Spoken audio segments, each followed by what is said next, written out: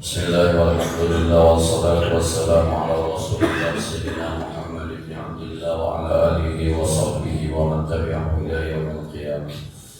Amma ba'du, Fatihah ila hadratin Nabi Mustafa Rasulillah sallallahu alaihi wasallam. Bismillahirrahmanirrahim. Wa ummahatina wa ajdadina wa jaddatina wa masyayikhina wa li jami'il muslimina wal muslimat wal mu'minina wal mu'minat sallallahu alaihi wa alihi nasuki haji asnami walidi haji Ahmad Basri bin Haji Arsyad Syekhina Haji Muhammad Ma'mun bin Haji Abdul Rahman Syekhina Haji Abdul Wahab bin Haji Abdul Samad Syekhina Haji Muhammad Muhajir Ansar Syekhina Haji Syafiq Halam Syekhina Haji Ahmad Zain bin Haji Muhammad Zain Syekhina Haji Muhammad Hasim Mahbub Syekhina Haji Jabhari Musa Said Muhammad bin Arif Abbas Malik Al-Fatihah.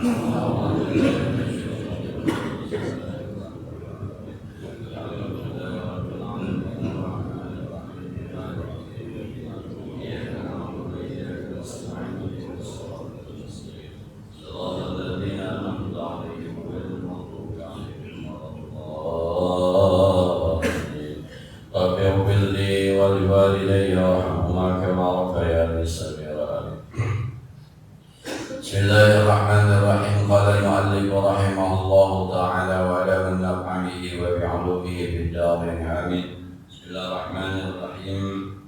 Bal in haddal himmatu fiha ila Allah wa sara fiha musta'inan bihi fil qudumi alaihi. Kita melanjutkan pembahasan tentang surat dari Ibnu Athaillah As-Sakandari kepada beberapa saudaranya yang ingin menjalankan jalan-jalan suluk atau jalan-jalan tariqah sampai kepada zat Allah Subhanahu wa ta'ala. Tetapi in haddal himmat, semakin menguat semangat biha padanya, pada kehidupan dunia, ilallahi, dalam rangka menuju kepada Allah. Wasara biha, dan jadilah seorang hamba biha di dunia ini musta'inan bihi, mendapatkan pertolongan dengannya fil qudumi, untuk sampai alaihi, kepada Allah Subhanahu wa ta'ala. Minggu yang lalu kita sudah membahas bahasa gampangnya, ketika kita sudah bisa naruh mobil di garasi bukan di hati, naruh duit di dompet bukan di hati, ibu-ibu naruh perhiasan di lemari bukan di hati, yang di hati cuma Allah, Allah, Allah, dan dia tetap eksis di dunia ini.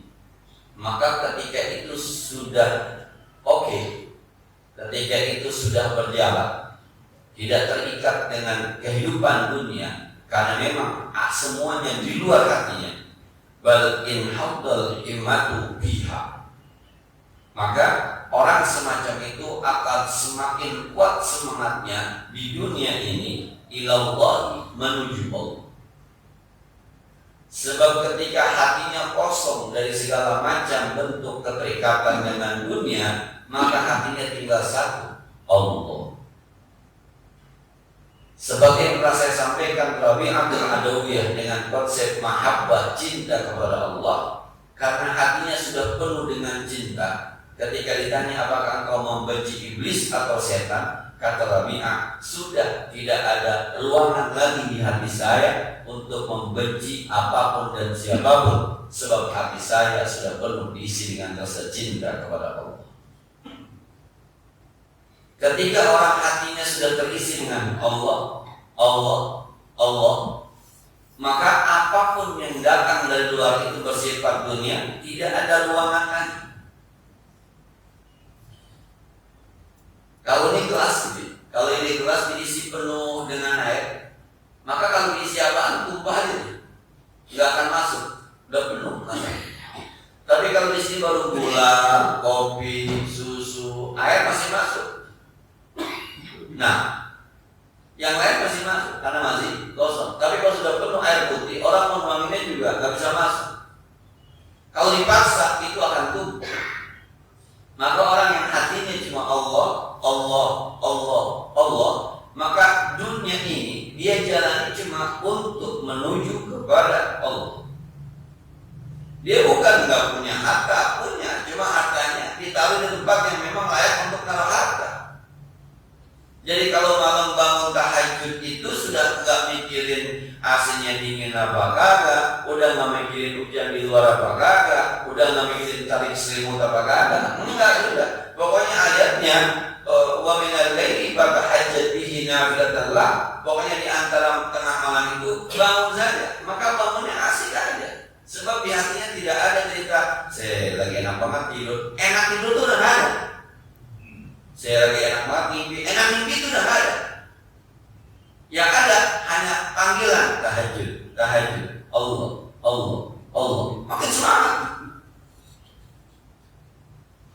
Jadi ternyata kalau menurut Ibnu Abbas yang bikin kita agak semangat itu karena ya lagi-lagi di hati kita udah hatinya kecil, isinya penuh banget. Rencana kondangan hari ini udah ada di hati. Rencana kondangan hari ini udah ada di hati. Rencana olahraga habis ini udah ada di hati. Rencana jalan-jalan hari ini udah ada di hati. Bahkan liburannya belum datang, rencana liburannya udah ada di hati. Padahal itu belum ada, malah yang lain. Nah, ternyata ini yang menyebabkan hati kita tuh nggak bisa fokus dalam beribadah. Akhirnya kita tidak fokus kepada Allah. Maka akan seperti ini kalau yang minggu lalu syaratnya tercapai. Kalau yang minggu lalu syaratnya fasarafa an hadhihi ad-dar mudhiyan wa a'rada anha mutawalliyan wa lam yadri subhanahu wa ta'ala sakan. Dia tidak jadikan dunia ini sebagai tanah air, dia tidak jadikan dunia ini sebagai tempat tinggal selama-lamanya. Kenapa? Itu tadi, hidupnya tidak terikat dengan. Nah, siapa orang kan lagi rame-rame gosip ustadz nyerahin istrinya.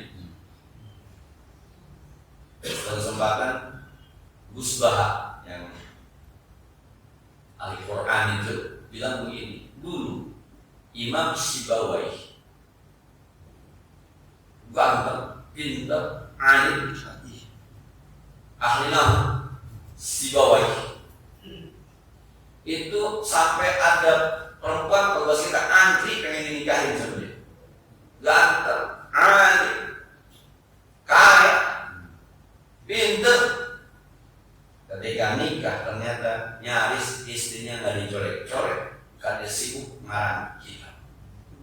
Kitabnya namanya Al-Kitab, yang kalau di sini disebut dengan Injil. Padahal Al-Kitab bukan Injil, kumpulan dari beberapa kitab dinamai Al-Kitab. Istrinya cemburu sama tulisannya. Akhirnya istri berpikir gampang aja perempuan pikir pendek. Yang enak manik tulisannya gue hilangin. Jadi besok kan sayangnya sama gue nggak sayang tulisan kalau tulisan nggak ada. Sama bininya dibakar buku tulisannya. Nah, ketika dicari sama muslim, mana tulisan saya, kata istrinya saya bakar bang.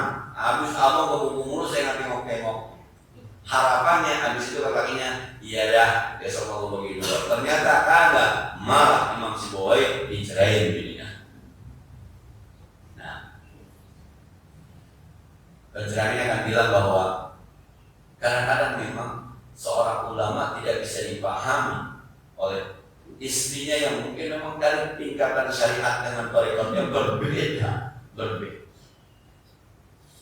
Karena ada orang perempuan yang nikah sama ustaz, kata orang lu mah enak nikah sama ustaz sama kiai, tapi di sini merasa kagak enak. Kenapa? Enak apaan? Tengah malam gue dibangunin suruh tahajud. Gue biasa bangunnya 4:30, jam 2 gue dibangunin. Enak apaan? Gue tiap hari disuruh nyaur puasa Nabi Daud. Gue sedang misalnya jarang suruh puasa Nabi Daud. Kurus gue, kurang tidur gue. Enak gimana jadi ustaz? Beda.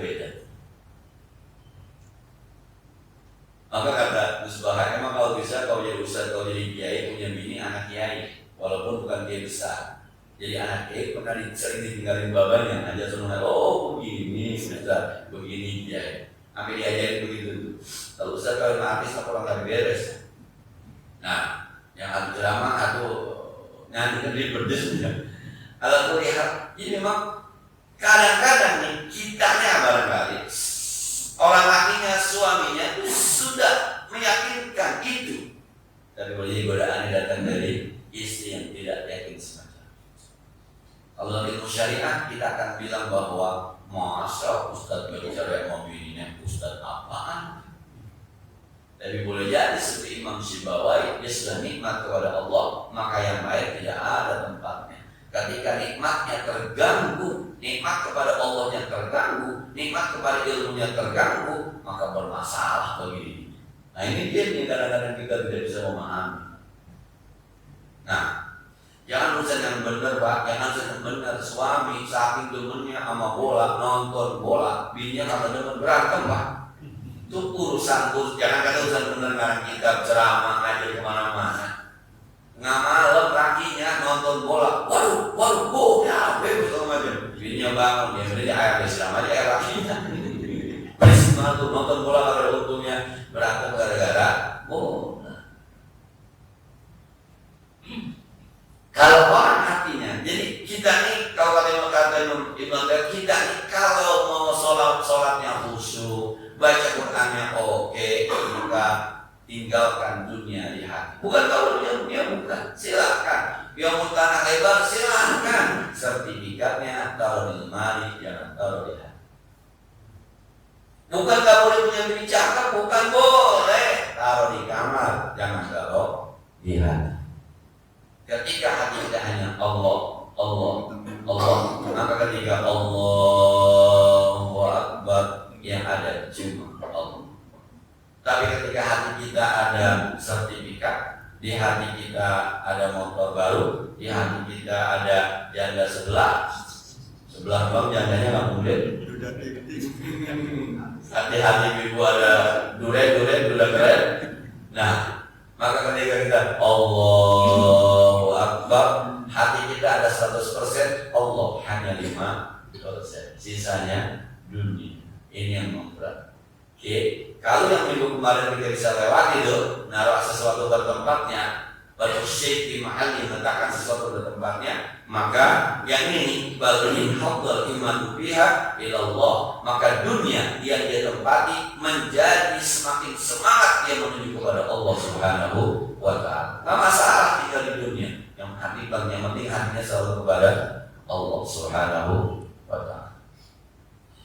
Kemudian wasara biha musta'inan bihi fil qudumi alaih, wasara biha, dan jadilah dia fiha di dunia, wasara orang itu fiha di dunia musta'inan bihi, mendapatkan pertolongan dengan ibadahnya fil qudumi alaih, untuk sampai kepada Allah, Nah, sampai kepada Allah itu begini, kita puasa, nikmat puasanya. Sebab Allah mengatakan la'allakum tattaqun, takwa. Ente puasa bikin jadi ente takwa, maka puasa jadi nikmat. Lapar itu seni yang bikin nikmat. Emang begini orang puasa. Sedang seni juga seni maksudnya. Hidup itu kan seninya sakit, sehat, kaya, susah, ribet, gampang, masalah selesai. Itu kan seni hidup. Nggak ada orang hidup lembong aja, nggak ada. Orang yang lahir sampai mati sehat aja, nggak ada. Emang seninya begitu.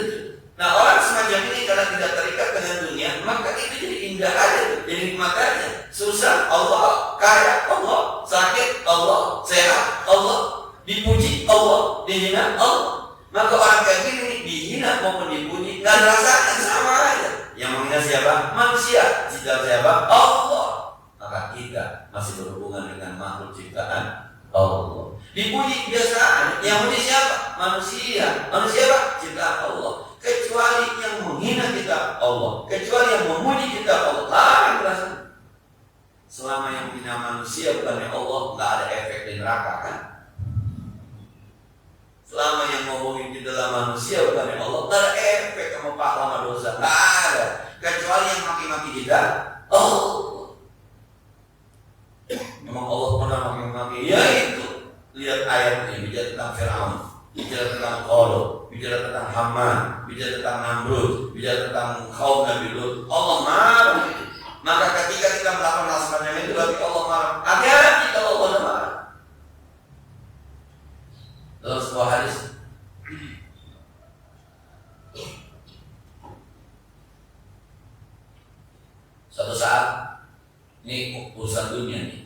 Suatu saat Rasulullah SAW mengutus Abu Ubaidah Al-Jarrah ke Bahrain untuk mengambil harta hasil dari jizyah, pajak orang Bahrain terhadap umat Islam di Madinah. Berangkatlah Abu Ubaidah bin Jarrah. Ketika sampai malam hari, terdengar oleh penduduk Madinah bahwa Abu Ubaidah Al-Jarrah sudah pulang membawa harta yang banyak. Subuh-subuh biasanya jamaahnya dikit, ternyata jamaahnya full. Nah, coba yang kebayang apa? Biasanya subuh jamaahnya dikit, tiba-tiba full. Wah, coba. Nabi nengok sambil kata Nabi, ala adun, saya menduga annakum, bahwa kalian mendengar mengetahui bahwa Abu Ubaidah Al-Jarrah sudah membawa harta dari Bahrain. Kalau kita udah pada dengar ya beritanya bahwa Abu Ubaidah Al-Jarrah bawa harta dari Bahrain, mau dapat bagian masing-masing kan? Nggak mau antri kan? Jadi pada ngumpul di suku Rabi'ah. Kalau na'am, mereka jawab, iya ya Rasulullah. Ya, orang saat itu kan rata-rata susah semuanya. Nah, dia tersenyum. Kata Rasul, absyir, berbahagialah, ntar mau dibagiin yang disuruh bagi. Tapi kan Nabi, saya tak khawatir kalau Anda umat saya dalam keadaan miskin, saya tak khawatir. Yang saya khawatir ini sesungguhnya yang saya khawatir, in kusitolakumul ar, kalau Allah hamparkan, Allah buka bumi ini buat kalian semua, ayat kalian pada kaya, fatanafasu kama tanafasul ladina qablahum, maka kalian berlomba-lomba untuk memperbanyak harta sebagaimana berlomba-lomba umat-umat terdahulu, fa ahlaktahum kama ahlakathum, maka kamu binasa seperti umat-umat terdahulu binasa. Kata Nabi, gue sih kalau miskin gue gak khawatir. Yang gue khawatir kalau di dunia dibukain nyari duit gampang banget nyari duit. Kalau nyari duit udah gampang banget, besok lu udah ketampilan ibadah, yang lu pikirin duit. Itu yang nama khawatir. Orang miskin mau mikirin apa? Kalau orang kaya kan orang yang banyak duit mungkin kalau ibadah gitu. Allahu Akbar. Saya baru paling jagain. Allahu liman hamidah. Si anak waktu kan 2 bulan belum bayar. Allahu Akbar. Saya barusan tiket kereta yang buat besok jalan-jalan. Orang kaya, orang miskin kagak. Allahu Akbar baru bentuk orang siapa? Jadi gimana orang dia pikirin? Maka kata Nabi, kalau urusan ibadah ini yang saya khawatirkan. Jadi dari dulu Nabi udah khawatir kalau ternyata nanti ada kita umat Islam ini sudah lebih kepada hartanya, maka akhirnya dunia ini tidak membantu dirinya untuk sampai kepada Allah. Justru dunia ini mencegah dirinya untuk sampai kepada Allah. Gajian pertama ini gajian asal gajian 4 juta, 5 juta. Yang pertama dibikin apa? Kreditan motor besoknya 700, ST, BPJS, anak bayaran, sisanya tinggal 1 juta. Belum ngamal ya, saya ngamal ya, berapa ngamal? Kira-kira kalau tinggal 1 juta ngamal berapa? Saya ngamal ya, 20.000. Oke, saya tadi saya ngamal kan. Nah, tapi kalau nggak ada dunia begitu, ketika perlu 5 juta yang pertama diambil, amal dulu nih 500, 10%-nya ada. Karena memang tidak terikat. Kreditan motor nggak ada kreditannya, emang motornya nggak ada. Tiap hari pakai online aja online. Nah, kebal. Mohon maaf nih cerita pribadi, saya pernah ngerasain ya. Jadi ketika dulu masih dengan kredit mobil itu, di mobil kredit itu yang pertama kita kredit berapa? Kreditan mobil. Dapat duit pertama kita kredit tiap bulan. Cukup buat kreditan mobil 4 juta. Cukup buat kreditan mobil 5 juta. Nggak ada yang bilang kita nih, aman, yatim, orang miskin. Nggak ada. Dia bilang wah repot nih, repot. Dah. Mobil jual dah, habis jual yang beli mobil lagi, nggak usah kredit kita rasain. Benar Pak, beda Pak, lega rasanya itu, luas punya.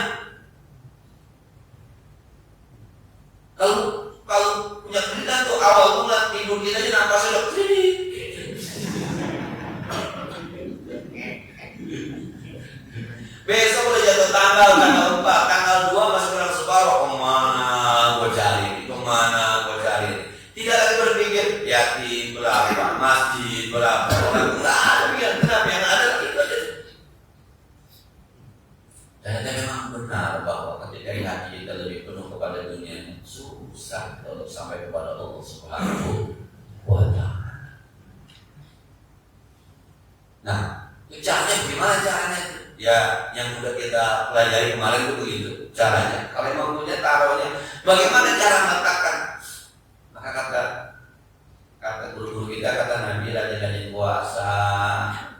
Kalau rajin puasa itu kita sengaja nggak makan. Jadi besok-besok kalau kagak ada makanan itu udah biasa. Kemarin aja ada makanan, gue sengaja kagak makan, gue bisa.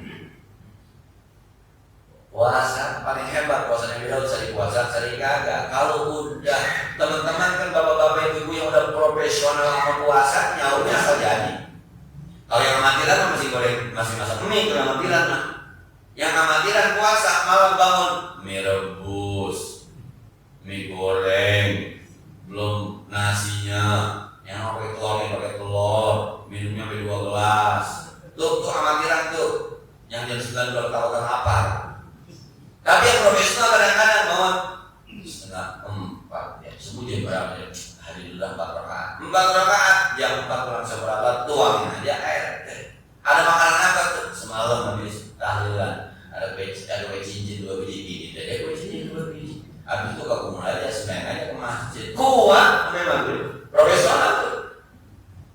Nah, kalau tiap hari itu bukan tiap hari, kalau terbiasa begitu, lama-lama badannya tuh sama makan enggak ini. Biasa-biasa aja.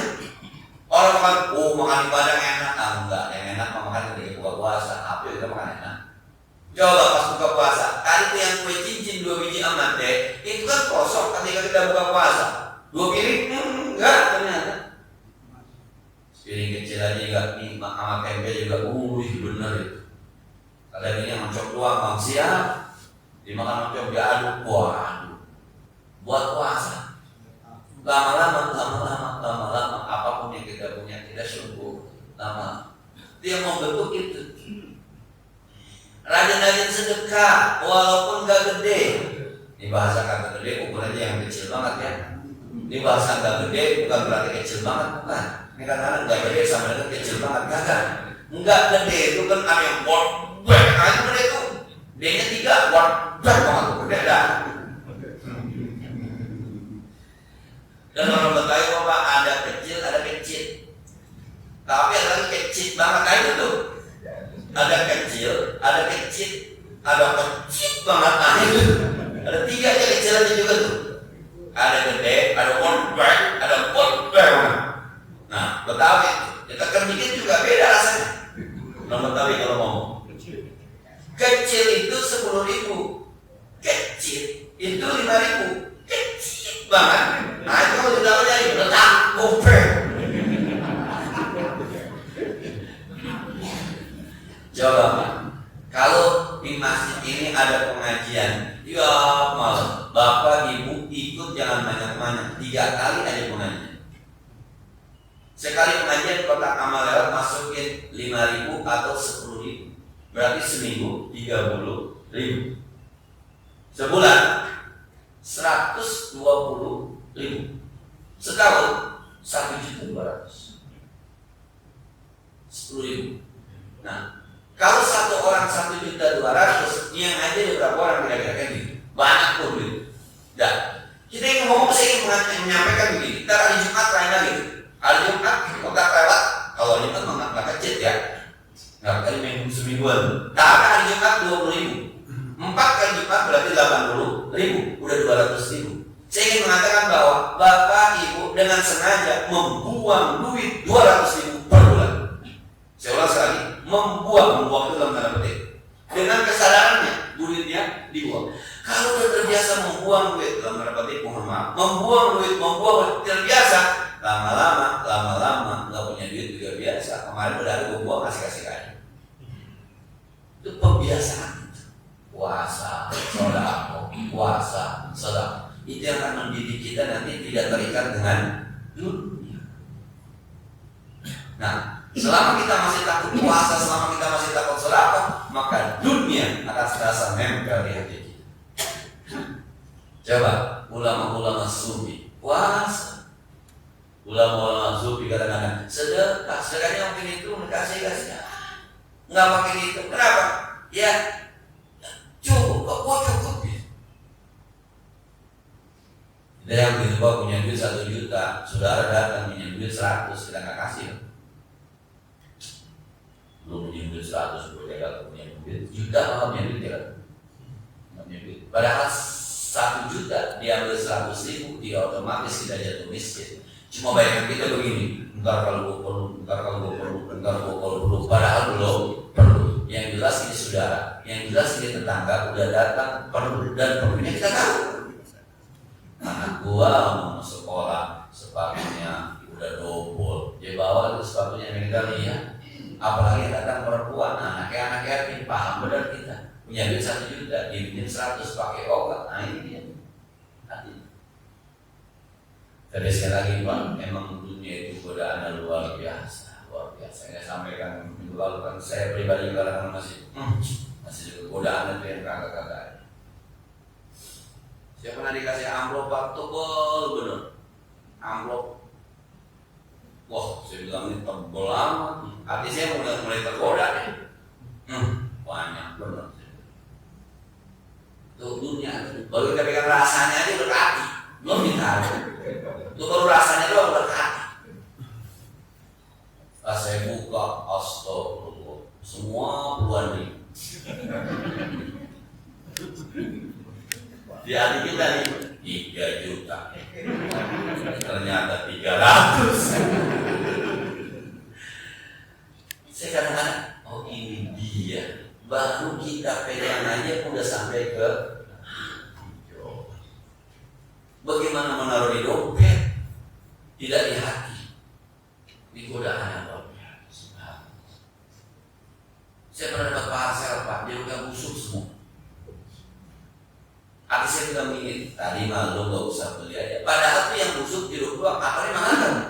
Tapi justru yang kita komentarin, jeruk, apel tuh dimakan, anggur tuh dimakan. Tapi kalau kagak ditaruh di hati, mah gak usah dikomentarin mesti. Kenapa? Yang lain masih banyak. Kemarin juga dapat, udah pernah habis, ini pakai. Tapi hati juga bisa dibohong. Ini nih kurang latihan, kurang lihat. Sayang maksudnya kalau bapak ibu kan alhamdulillah dikasih apa nih buat tetangganya, siap, buka bandeng siap, buka ayam siap, telur doang menes, telur doang. Nah, jadi kita ulang ya, menjadi semangat hati kita untuk menuju kepada Allah. Kalau yang minggu lalu sudah kita bisa laksanakan. Saya ulang sekali lagi, yuk, bukan nggak boleh punya duit, silahkan, yuk belajar taruh di dompet, jangan taruh di hati. Bukan nggak boleh punya rumah, silahkan, itu masih cakep-cakepnya. Yang dulu pernah saya cerita saya umpamakan ada murid di Rawabuaya ini datang ke rumah Kiai, iya, saya mau ziarah kemana? Saya mau ziarah ke Jambi, Kiai. Ke Jambi, iya. Ntar kalau di Jambi temuin Kiai Hasan, ya. Siapa Kiai Hasan? Ulama sufi. Itu orang alim, udah makrifat kepada Allah. Iya Kiai. Sampai di Jambi cari, nanya orang yang namanya Kiai Hasan mana? Tuh rumahnya, samping istana negara. Dilihat, masya Allah, rumahnya gadainya, mobilnya banyak betul mobil. Kata muridnya begini, ilo kan ini Kiai rumahnya gede banget. Biasanya kalau Kiai rumahnya biasa-biasa aja gitu. Kiai rumahnya ya mobil juga paling atuh, juga tahu berapa tahun. Kiai ini katanya sufi, ahli ma'rifah, tapi rumahnya masya Allah. Dah karena disuruh sama Kiai di Rawabuaya, datang aja ke Assalamualaikum, waalaikumsalam, maaf Anda Kiai Hasan. Kaget ini dari mana? Dia Cengkaring Pak Kiai. Oh, Cengkaring. Tahu rumah saya di sini? Saya disuruh kemari Kiai. Sama siapa? Sama guru saya. Siapa? Ustaz Pulan. Di Rawabuaya. Ustaz Pulan? Iya. Masih suka nangkap ikan di laut atau gue Ustaz Pulan? Masih Kiai, masih iya. bilangin, mau sampai kapan hidup masih mengurusin dunia aja? Gini hari masih nyari ikan aja. Itu kiai yang ada di Palembang itu kiai yang nelayan. Tapi dia tanya, guru lu masih suka mancing ikan? Masih suka nangkap ikan di laut? Masih. Bilangin salam nanti kalau pulang ke Jakarta ya sama guru. Sampai kapan masih mencari ikan aja? Oke, bingung tuh mulut. Yang lu malah hafal situ gedenya kiai, gue mau benar mau mulai nyarinya yang bangga subhat mancing aja. Tapi masih ngomel. Pulang sampai pulang datang mau pakai Hasan, datang mau kiai. Apa katanya? Kiai ditanya, sampai kapan masih mencari ikan lagi? Nah, habis kiai. Makin sekarang tuh murid dia bilang ditanya mancing itu kan aneh. Anda tahu kenapa? Kiai, kamu sendiri pun kiai rumahnya gede. Kata kiai, orang itu makrifat meninggalkan dunia, tapi dunia yang datang menghadapnya. Tuh mobil bukan dia orang kasih, hilang juga nggak bikin. Tuh rumah bukan dia beli, orang beliin. Kebakaran juga nggak bikin. Tuh motor yang banyak part orang kasih. Kalau ingin kan dia kasih nggak dia bikin. Dia hatinya udah nggak ada dunia, tapi dunia menawarkan diri kepada. Sementara aku masih nyari ikan, dunia mulu ini. Ikan gak pernah marah, dia kayak basah, oh. Jadi ternyata ada juga orang yang sudah tidak terikat dengan dunia, justru dunia menawarkan diri untuk memberikan kenyamanan kepadanya. Maka bahasanya wasal biha musta'inan bihi fil qulubi alaihi. Maka dunia menjadi pertolongan baginya untuk sampai kepada Allah Subhanahu wa ta'ala. Yang mantap begitu memang bukan kita nyari dunia, tapi dunia mencari kita. Saya kira deh, mudah-mudahan ada manfaatnya. Tapi artinya mana di misi kita ada makan hari ini. Dan jangan siang-siang udah lapar jemaah. Saya bilang saya mau di pesantren itu girang aja, senang aja. Nah, mudah-mudahan ada manfaatnya. Jadi saya dan kita semua sama-sama belajar untuk tidak meletakkan dunia di hati. Tapi memang saya lagi pekerjaan yang luar biasa beratnya. Apapun kita, kalau urusan dunia kadang-kadang memang tidak bisa terhindar dari hati kita. Jangan kata urusan yang nggak benar, urusan ibadah saja kadang-kadang. Urusan ibadah, soal puasa kita kadang-kadang membandingkan dengan orang lain. Puasa sih, buka pakai air putih doang, enak juga kagak. Padahal yang minum air putih orang, bukan kita. Tapi kita yang komentar. Terawih sih, masih juz amma aja dibaca. Quran kapan mau dibaca? Rasanya kita paling benar ketika baca Al-Quran. Orang baca juz amma, al-qumud kulhu, wa'idul kulhu, wal-asri kulhu. Kapan mau sampai ke surga lo menjadi kulhu? Coba. Kadang-kadang kita jadi guru, ada murid jadi imam, kita monten. Ikhwannya kurang tahan, Islamnya kurang jelas, ilmunya kurang dengung, mataharinya kurang panjang. Teman saya khutbah Jumat, pulangnya di SMS. Teman saya khutbah Jumat, pulangnya di WhatsApp gitu. Maaf Ustaz, tadi jadi imam, matahari di sunnah kurang panjang. Astagfirullah. Saya bilang sempat tadi itu orang sembahyang mikirin mana. Teman saya di imam baca Alhamdulillahirabbil alamin Ar-Rahmanir Rahim Maliki yaumiddin Iyyaka na'budu wa iyyaka nasta'in. Ada yang panjang, ada yang pendek. Kalau mau ilmu pendek, kalau mau panjang semua, kalau mau pendek semua. Apa benar salah? Wallahu a'lam. Teman saya mungkin ada yang di WhatsApp. Mohon maaf Ustaz, ini sekedar mengingat saja. Tadi baca Fatihahnya, ada disukunnya kurang panjang. Ketika kita sembahyang lillahi ta'ala, karena Allah ta'ala, tapi karena ilmunya bukan ada di otak, ada di hati, maka kadang-kadang orang sembahyang juga kita nilai. Padahal itu kan urusan di pengajian. Sekarang kalau saya tanya, maaf, saya nggak paham. Itu kalau baca begitu, sembahyang sama kali itu. Kalau banyak itu sebenarnya sama kali itu. Tidak semua orang pandai ilmu tajwid, sebagaimana tidak semua orang pandai ilmu nahwu. Ada orang ceramah begini, Idza mata ibnu Adam min qata amalihi illa min thalath. Itu secara ilmu salah. In qata amalihi, in qata amaluhu, in qata fi'il amaluhu jadi fa'il. Tapi saat itu penceramah bukan lagi baca kitab. Penceramah saat itu ingin menyampaikan sesuatu yang baik. Ketika pencapaiannya baik, nggak usah dipakai salah tuh. In qata amalihi salah amaluhu nggak ngaji dulu. Saya tak pernah ditegur lagi ceramah gitu. Ditegur lagi ceramah. Udah di kelas 2 sono, saya lagi ceramah, ditegur. Yang ngomong udah ngapain belum tuh? Wah, luar biasa, kaki ditegur. Baru ini saya ceramah di instruksi. Saya bilang, yuk mari sama-sama kita peduli sama anak-anak istimewa kita, sama anak-anak spesial kita. Yang maksud anak yatim. Ada kakek nunjuk. Yang ngomong udah ngamalin belum? Wah, sampai kaget. Akhirnya saya berhenti. Minta maaf Pak Kiai, di rumah saya cerita begini. Ya bagus kan? Udah saya tanya jemaah. Terusin nyanyi ceramah. Ada yang belakang. Terusin nyanyi Ustaz. Akhirnya tidak dengerin. Jadi repot terus. Lama di saya ternyata ada kasus di kampung gitu ya.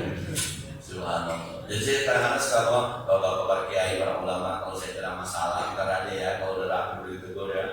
Jangan lagi ceramah saya ditegur udah. Saya pernah ceramah pulang ditegur. Saya berterima kasih sekali ketika saya bilang ada 3 anak kecil yang bisa berbicara ketika masih bayi.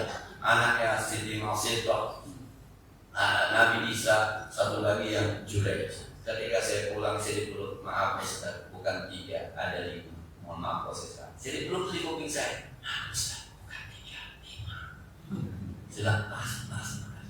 Rupanya ada ashabul ukhdud yang disuruh sama itu dulu.